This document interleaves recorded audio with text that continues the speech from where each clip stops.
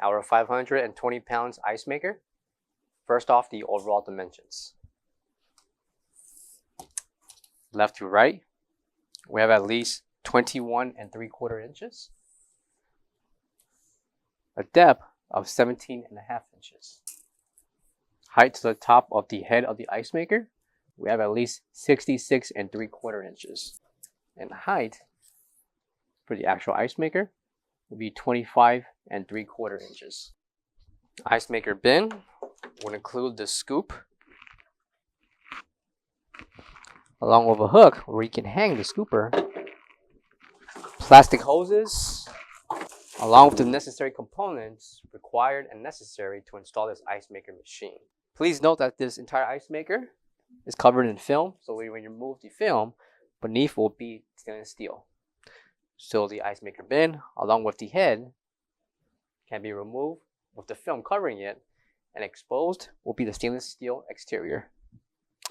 Measurements for the bottom bin will include 19 inches in length by 22.5 inches in depth. Coming to the top will be the control panel to operate and run this ice maker. On-off button, the cycle and de-icing, timer, along with the timer adjustment for high to low, along with the numerical indicator here, and icons beneath that will show and display what's required and what's currently operating for this ice maker. Coming to the back of the ice maker will be your 110, 120 voltage plug, along with the plastic hoses. One side is for the ice making inlet, the other for the sink drainage.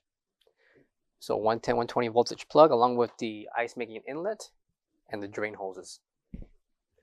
On top will be the NSF certification along with the technical information for this unit.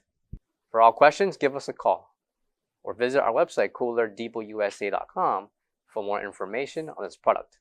Thank you.